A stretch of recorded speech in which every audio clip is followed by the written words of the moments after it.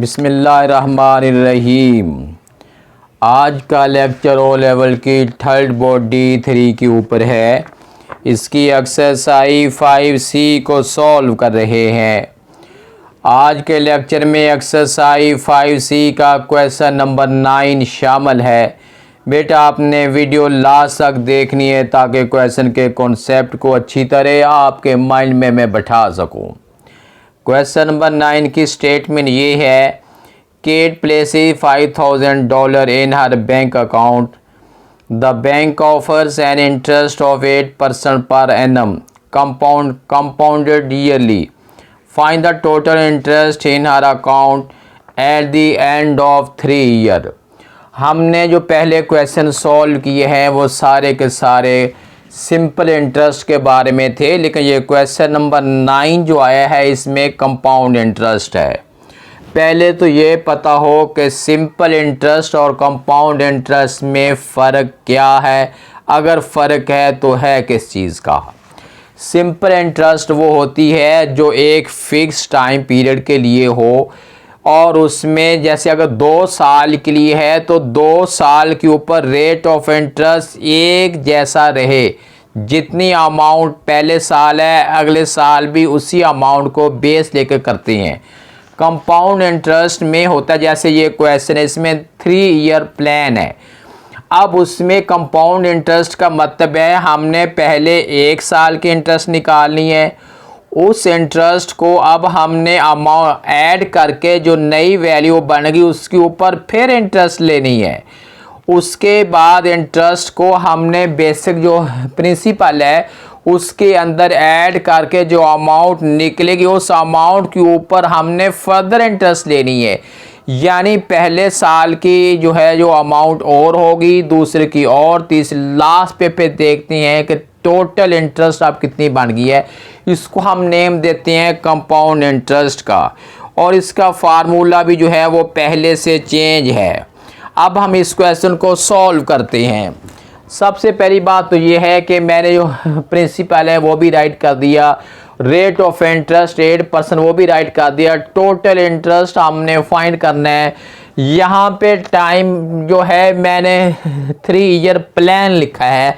हमने यहाँ पे n की वैल्यू 3 पुट नहीं करनी। 3 साल का मतलब है हमने पहले 1 साल का लेना है, फिर नेक्स्ट ईयर का, फिर नेक्स्ट ईयर का, तब जाकर तो हम लास्ट पे जो 3 आंसर निकलेंगे, पहले साल की इंटरेस्ट, दूसरे साल के इंटरेस्ट, तीसरे साल के इंटरेस्ट, तीनों इंटरेस्ट हमारे पास जब आ जाएंगी फिर हमने उनको ऐड करना है। ऐड करने के बाद फिर हम ये कह सकेंगे कि अब ये टोटल इंटरेस्ट आ गई है। अब सबसे पहली बात तो ये है कि ये फार्मूला, ये ए का मतलब अमाउंट होता है, पी का मतलब प्रिंसिपल है, आर रेट ऑफ इंटरेस्ट है और एन जो है नंबर ऑफ ईयर है, यानी टाइम पीरियड के लिए जाता है। अब हमने यही फार्मूला इधर अप्लाई करते हैं। A is equal to P into 1 plus R over 100 whole N है। अब यहाँ अमाउंट ले रहे हैं, पी की वैल्यू पुट करते हैं, ये हमारे पास 5000 है। उसके बाद एन लेते हैं, हमारे पास जो 1 लिख लिया, आर हमारे पास 8 है, 8 ओवर 100 है। होल एन का मतलब आप पहले साल की ले रहे हैं, एन की रिप्लेसमेंट आप जो है मैं 1 लिख रहा हूँ, ये इसका मतलब है पहले साल की है। अब हमने एन को दोनों को ऐड करते हैं, पहले 1 है, 8 पे डिवाइड करते हैं, 0.08 ले लें। उसके बाद अब हमने लेना है, ये 5000 है, 5000 को हमने ये ऐड करने के बाद बन जाएगा 1.08। 5000 को अब हमने 5000 मल्टीप्लाई है 1.08 मल्टीप्लाई करते हैं तो ये हमारे पास जो पहली अमाउंट आ गई है ये आ गई है 5400 आ गई है, जबकि जो प्रिंसिपल है वो 5000 है। अब यहाँ से अब हमने फार्मूला लगाना है, A is equal to P plus I. अब इसी फार्मूले से हमने आई लेना है, I is equal to A minus P. A हमारे पास जो अभी निकला है 5400 है और पी जो इनिशियल हमारे पास है वो 5000 है।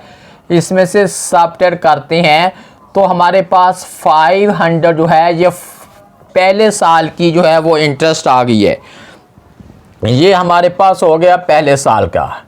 उसके बाद यहाँ पे हम लिखते हैं फॉर सेकंड ईयर, यानी अब दूसरे साल के लिए फार्मूला अप्लाई करते हैं। A is equal to P into 1 plus R over 100 है, होल एन है। अब यहाँ पे हमारे पास जो P है, P अब हमने वो पहले वाला पुट नहीं करना। अब P का मतलब ये हमारे पास जो नई अमाउंट आई थी 50, अब हमने P को ये यहाँ पे हमने अब हमारा P $5400 बन जाएगा। उसके बाद है 1 प्लस 8 ओवर 100 है, होल एन 1 लिखा, क्योंकि अब नेक्स्ट ये एक साल का ले रहा हूँ। 3 साल का प्लान है, पहले साल का लिया मैंने 1 लिखा, यानी 1 का मतलब 1 साल का। अब ये सेकंड ईयर में 1 यानी 1 साल का इसका ले रहे हैं। ये हमारे पास बन जाएगा 5400 है। इनको जब मल्टीप्लाई करते हैं तो ये बन जाएगा 1.0, इसको डिवाइड किया 1 उसमें ऐड किया, ये बन गया। अब हमने क्या करना है, इसी वैल्यू को 1.08 से मल्टीप्लाई करते हैं तो ये हमारे पास बन गया है 5832। ये हमारे पास अमाउंट आ गई है। अब यहाँ भी हमने जो है सेकंड इंटरेस्ट हम लेते हैं, वही फार्मूला हम लगाएंगे। सेकंड इंटरेस्ट में I इज़ इक्वल टू हमारे पास हो जाएगा A माइनस पी। अब यहाँ पे हमारे पास जो है ये A जो है A निकला है हमारे पास 5832 है और P हमारे पास था 5400 था। इसमें से अब हमने सब्ट्रैक्ट करना है, इसमें सब्ट्रैक्ट करते हैं तो 832 ये 432 आ जाएगा। ये हमारे पास आ गया 432, ये सेकंड इंटरेस्ट आ गया है। उसके बाद अब हमने लिखना है फॉर थर्ड ईयर, तीसरे साल के लिए। अब हमने तीसरे साल का प्लान करने लगे हैं। तीसरे साल के लिए आपने वही फार्मूला लगाना है, A is equal to P into 1 plus R over 100 है, होल एन है। अब यहाँ ए आ रहा है, यहाँ से P अब हमारे पास जो आया है P अब बन जाएगा 5832। उसके बाद है 1 प्लस 8 ओवर 100 है, ऊपर 1 लिखता हूँ। 1 का मतलब है 1 साल का, क्योंकि ये कंपाउंडेड और लिखा है eight the end of 3 year. एक उसका मतलब है 3 साल के, तीसरे साल के एंड पे कितनी हो जाएगी, ये मतलब है हमने पहले साल की लेनी है, फिर दूसरे साल की, फिर तीसरे साल की, फिर तीनों इंटरेस्ट को हमने ऐड करना है, वो आ जाएगा हमारे पास टोटल इंटरेस्ट है। अब हम इसे सॉल्व करते हैं। ये है 5832, इससे मल्टीप्लाई जब करते हैं 1.08 है। अब क्या करना है, 5832 मल्टीप्लाई है 1.08, ये हमारे पास है एक मिनट 5832 मल्टीप्लाई 1.08, ये करते हैं तो ये बन जाएगा 6298.56 है। ये हमारे पास आ गया है A। हमने I लेना है, I is equal to A minus P. A निकला है 6298.56 है। इसमें से हमने सब्ट्रैक्शन करनी है 5832, इसमें से सब्ट्रैक्शन करते हैं 5832, तो ये बन गया है हमारे पास, ये वैल्यू बन गई है। एक मिनट, ये हमारे पास टोटल आया है 6298.56 है। इसमें सब्ट्रैक्शन हम कर रहे हैं 5832, तो ये हमारे पास जो वैल्यू आई है 466.56 है। ये हमारे पास आ गई है इंटरेस्ट। अब हम लेते हैं टोटल, इनका टोटल लेना है, यानी आप ये ले लें, पहला I1 है प्लस I2 है प्लस I3 है, यानी पहली इंटरेस्ट, दूसरी इंटरेस्ट, तीसरी इंटरेस्ट। तीसरी इंटरेस्ट ये है, सेकंड ये है और फर्स्ट इंटरेस्ट हमारे पास 4 है।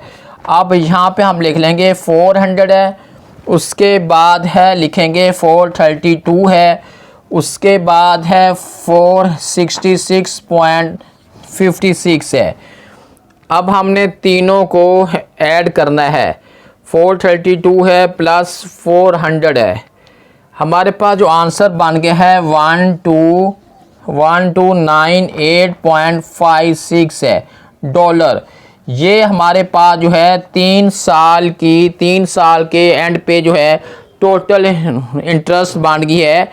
हमने इंटरेस्ट को कंपाउंड इंटरेस्ट के तौर पे हमने सॉल्व किया है।